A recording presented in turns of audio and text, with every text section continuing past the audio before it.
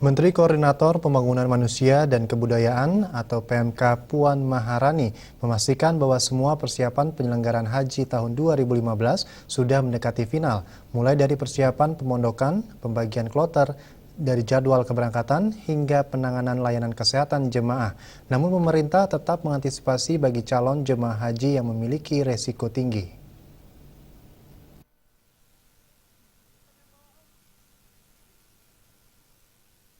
Usai menggelar rapat bersama Menteri Kesehatan dan Menteri Agama yang membahas persiapan haji, Menteri Koordinator Pembangunan Manusia dan Kebudayaan, Puan Maharani mengklaim bahwa semua persiapan penyelenggaraan haji tahun 2015 sudah mendekati final, mulai dari persiapan pemondokan, pembagian kloter, jadwal keberangkatan, hingga penanganan layanan kesehatan jamaah. Jumlah jamaah haji tahun ini tercatat 168.800 orang. Mereka akan ditempatkan di 6 pemondokan di Mekah dan 3 pemondokan di Madinah. Jarak pemondokan di Madinah berada di bawah radius 1 km.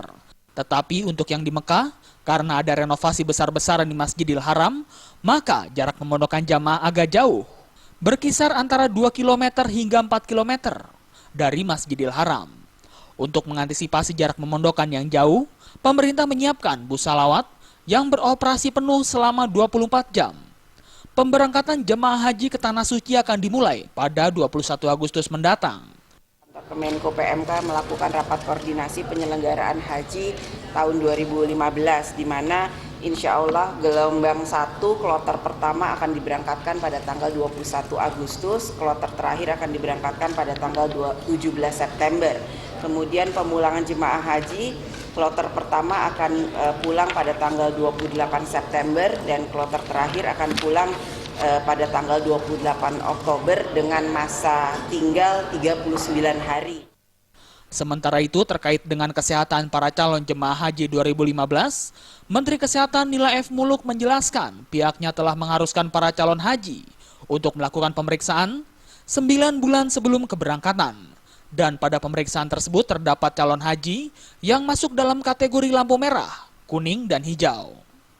Nila mengatakan untuk calon haji yang terkena lampu merah, untuk saat ini pihaknya masih mendiskusikannya dengan pihak terkait, perihal bisa atau tidaknya calon haji tersebut melanjutkan perjalanan ibadah hajinya. Nah, sekarang memang ketetapannya kita menganjurkan kepada yang lampu merah. Contohnya yang saya ingat misalnya ada pembesaran jantung.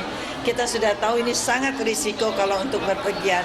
Dan kita mengembalikan kepada Kementerian Agama untuk menasehati apakah masih mau atau menunda dan akan dicoba untuk penundaan itu akan dibantu.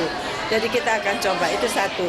Kedua yang kita takuti ini betul-betul saya titip kepada media, yaitu karena kita tahu MERS coronavirus berasal dari Timur Tengah, di mana jemaah haji ini harus menjaga betul-betul jangan membawa MERS coronavirus ke Indonesia.